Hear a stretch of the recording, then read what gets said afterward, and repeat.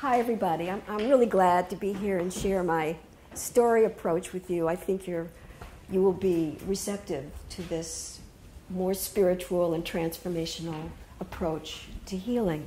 I'm kind of an expert on depression, as I myself am vulnerable to it, and came to my work basically as a way of recovering from a very, very severe, nearly suicidal depression in the late 80s. I'd been to therapy, I'd been on meds, and nothing really helped. I stayed flat. I stayed the person I always was, with just a better understanding of why I was that way. But I wasn't changing. What I really wanted was uplift. I wanted inspiration. I wanted energy.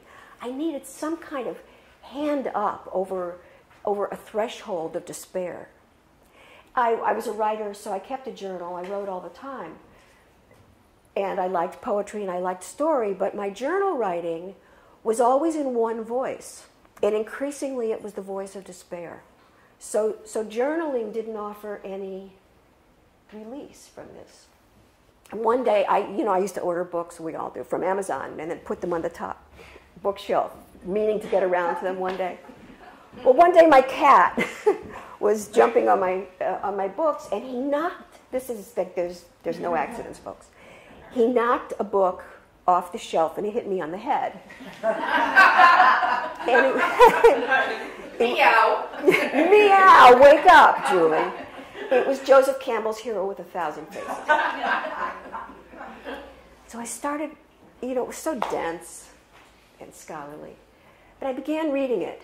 And these pages were so full of radiance and life. And although the writing was dense and Byzantine, it was hypnotic, it was mesmerizing. And I saw what I needed to see. That in fact, this thing that I was in, what was called pathological depression, was in fact a call to an initiation into a higher way, a higher status, a higher me. And what I did was and I read the whole book, and what he did was to lay out this template of story. And we're all narrative creatures, and we all hear stories all the time. But he laid out a different kind of story, a mythic story, which was spiritual, which was transcendent, which was very earthy, and which laid out a template for turning adversity and suffering into inspiration. It was polyphonic. It had figures of light, figures of darkness. It had the hero who was the champion of some kind of new reality emerging. It had the adversaries that were the champions of the status quo forces. That wanted the hero to fail. It had everything that I, as a writer of story, could really resonate with. So I began writing from this template. I hadn't yet found wisdom tales. I just began writing from this template and imagining myself into healing, into who I really wanted to be. And it was fast, it was improvisational. It was like a journal, except that I was releasing the many voices within me. And the grail of my story was this work that I now do. So it was a very transformational and magnificent experience. And every time, depression still gets triggered by stress and external events and internal events. But I'm my own best client. I'm always on the path. And Joseph Campbell even says that an authentic life is a series of hero's journeys, one after another, and our different selves and parts of ourselves are always on one hero's journey or another. So this is a way of moving through life with some kind of scaffolding around us that leads up, that leads to enlightenment, that leads to a larger person than we started as, so that we can really serve our world in a more effective way. So let me just say as a caveat, this is in no way meant to be a substitute for traditional therapy, talk therapy, or any other modality that works, or medications or anything. It's just I'm sharing it as a way of just maybe enriching your own practice or giving you a new, fresh perspective on some of the problems that you may be seeing in your clients. So, having said all that,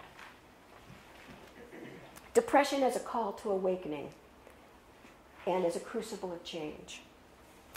So the ancients, our ancestral healers, looked at states like depression, bipolar, schizophrenia, not as pathology, but as states of emergence, spiritual emergencies.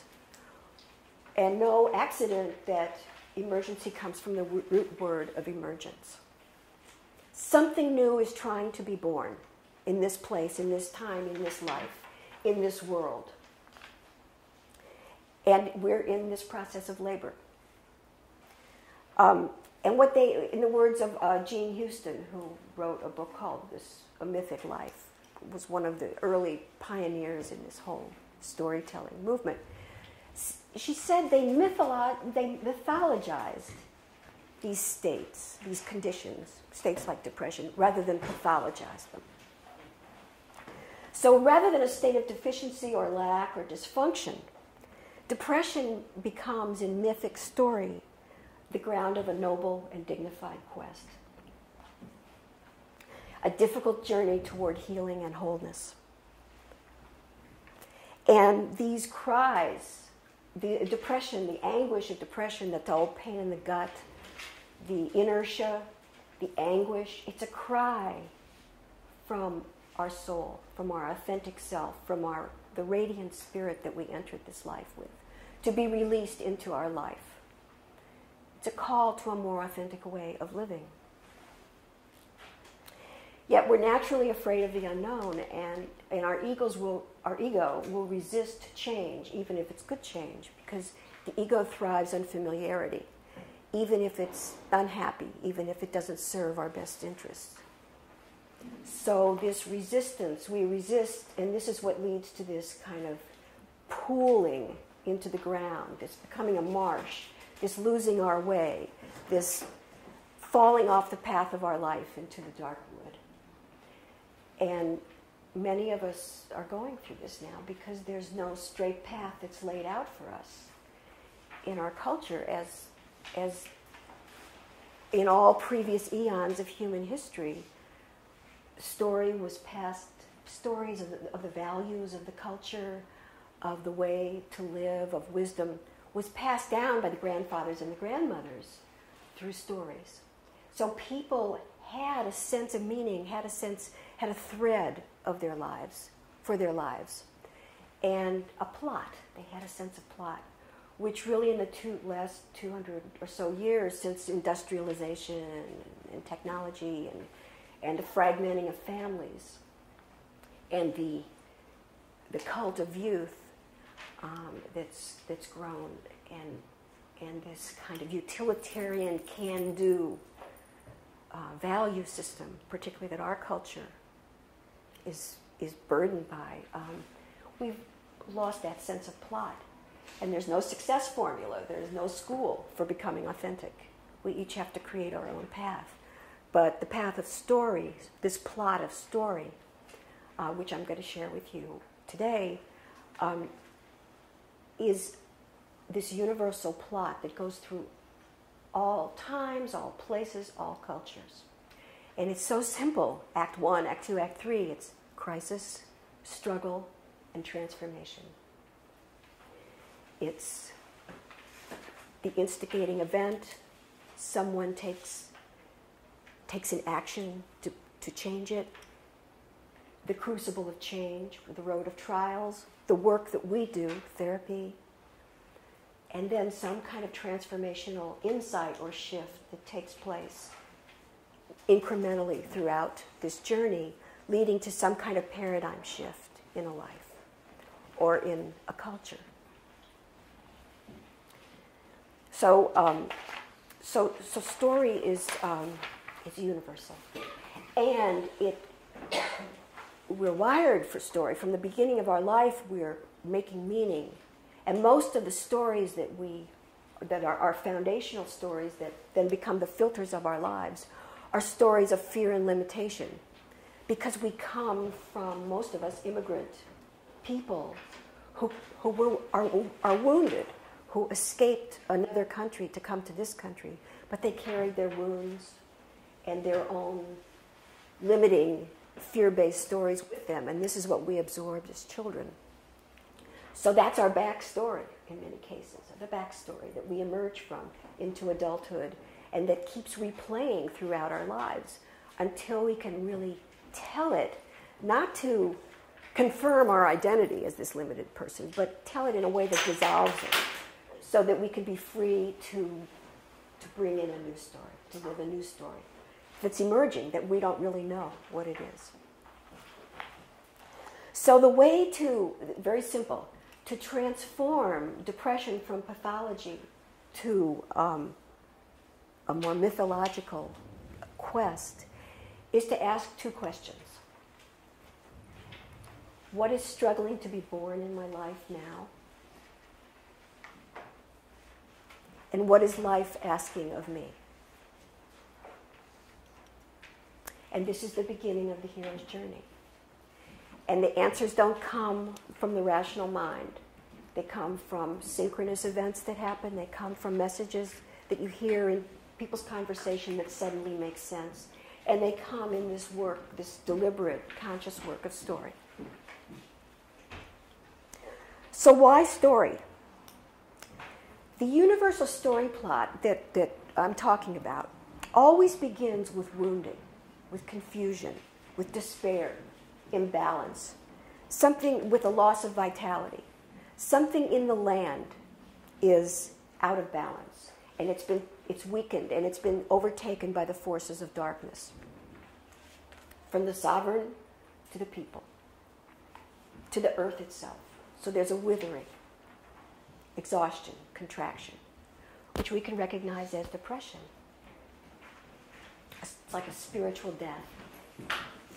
So in this archetypal plot, someone, usually not a famous person, not a person of high standing, but more of a marginalized figure or a vulnerable figure, someone who doesn't have anything to lose, really, a child sometimes. Someone steps forth to do battle with this dark force and to claim this healing knowledge, this grail, this golden elixir that will heal themselves and will heal the people of the kingdom. So in this journey, the protagonist of the story, not yet a hero, but the protagonist or the seeker, struggles mightily with these forces, the adversary. And internal demons as well as external demons. And these are the ones that guard the grail or guard the treasure or the hidden knowledge. Until he or she asks the question that opens the grail castle. And they claim the grail that heals and restores the land, and they return with it. So in this process, the seeker usually has in story, archetypal story plot, there's usually 3 plot twists that are failures when the forces of darkness create ever-mounting difficulties and obstacles. But each time the seeker is learning something, is learning a tool, is becoming stronger, is growing bigger, is experiencing some kind of incremental change, until on the 4th plot twist, they're able to seize the sword and turn the tide and defeat the adversary. And he's now capable of being a hero who has the spiritual strength, the non-ego strength to use this knowledge and this power for the good of all. So heroes are essentially those people who change the story for all of us, for themselves. So the creative images of story what they allow us to do in our practice is to give people a structure to contain this healing journey and to they're going to have to face again more deeply, in many ways, their backstory, the woundings of childhood. Because every threshold that we meet in adulthood and where we get stuck, there's some frozen self that didn't finish its developmental work in childhood. And that's where we go back to do that, to finish that work. And since often we don't have access to it through memory, through biographical story, we can get access to it through metaphor, through metaphorical story, through fairy tale. So we can re-experience in a buffered way this old freezing and this old pain without being re-traumatized. But because we are now with our client, the storyteller, the witness, the creator, the visionary, we have the power to go through it knowing that we are coming from a larger context, the story context. The other thing about story is that's particularly helpful for depression, which is so about inertia and heaviness and the inability to see clearly or to see anything, is that story is dynamic. It's built on conflict, and so it moves. Story moves always forward, and it moves through darkness and it moves through light. And there are figures of light and mentors and therapists and healers and companions on the journey and supernatural figures of light who represent our higher self or our God or whatever that spiritual force is that lifts us above ourself and guides us through imagination and intuition to a clearer sense of what's happening in our life. And what story does, and the story I'm going to tell today has this quality, it galvanizes the spirit, the life force within that's blocked. Depression is basically blocked life force.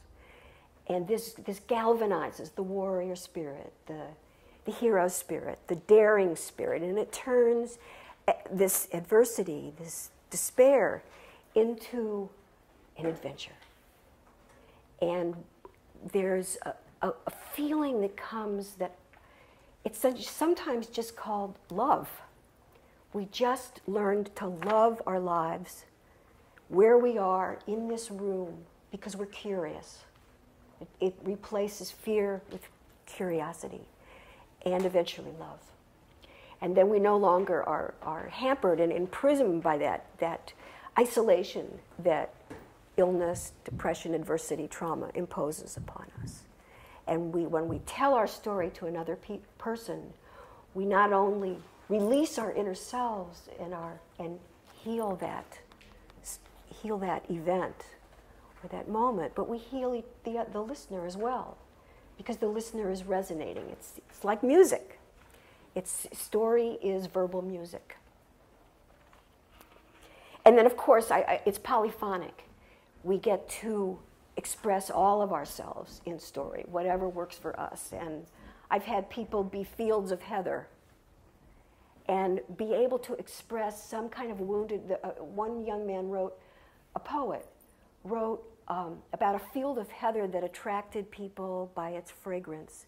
But when it attracted the attention of a pharmaceutical company that began bottling it, it lost its vitality and power because its natural purpose was being commodified. And really what this was the story of his own wounding and trying to integrate his creativity with making a living.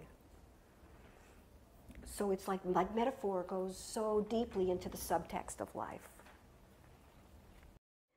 The other thing that's really interesting about story is in this crucible of change, these defeats, these peaks and these valleys, every time the hero has a defeat or is in danger, we tense up just because we're resonating. If we like the story and we're engaged with it, and we like the hero, or the protagonist, I should say, we tense up. And then when the hero, or when the protagonist solves that particular problem, we release.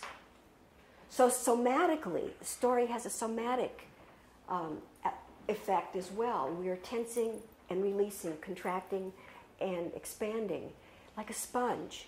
So what story has that? So then when it comes to catharsis, and we cry at the climactic scene when the protagonist solves the problem, or when the family is reconciled, what's happened is a detoxification process, basically, so that we, the listeners or the audience at a movie, are emptied out of some whatever emotional state we came in with, and we leave the theater or we leave the storytelling sanctuary with some space inside of ourselves for new possibilities to enter.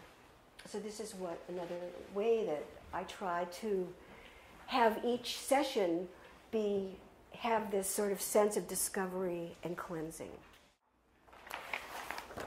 I ask my clients if somebody's interested in working with me, I invite them to fill out a very short form that has 4 questions, and it's on your handout. And basically, these 4 questions form a story template that sets in motion, whether they decide to work with me or not, this unfolding story of healing. And it's, what's your core challenge right now? What's your core challenge facing you right now? What's the hardest part about it? What's missing in your life? And this often goes to the backstory. What's needed? Now we come into the present story, the unfolding story. What are you looking for from me? And what is the vision of resolution, of transformation that you'd like to bring about? That right there is a story progression. Act 1 is the core challenge. Act 2 is what's missing and what's needed, the process of change. And Act 3, the return home to the new vision, the new story. So the Firebird is a really powerful story that I love, and you may not like it, and it's okay. I'm going to tell it, and then I'm going to ask you, usually after a story, I ask for the group to check in and share what stands out, but I want to really have time for questions and answers, and I want to have time for writing. So I'm just going to tell the story and then throw it back to you for whatever stands out to you, whatever wants to emerge on your page. And we'll write for 5 or 7 minutes, and I'll tell you when. And then anybody who wants to share, I hope we'll have time for shares. And then I hope to have like the last 20 minutes for Q&A and just thoughts, feedback on how to use, if this works for you. So this is a story that the grandfathers tell about how our land became great. Once there was a czar who lived in a magnificent palace, but it was melancholy. And all the people were sad in the palace and out of the palace. There was just a sense of despair. No one knew why. It had always been this way. The palace was next to a wild forest, and everybody was forbidden to enter on pain of death.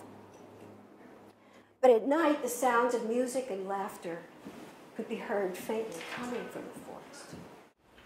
So this story really lends itself, what I love so much about this story is that it really lends itself to all expressive modalities. To movement, of course, it was a ballet, to sounding, to music, to art. It's very visual. It has so many different environments and settings and characters and strong characters. So it can be used in very many different ways. So what I would like to invite you to do is to just write down a couple of words that come to you now, without thinking.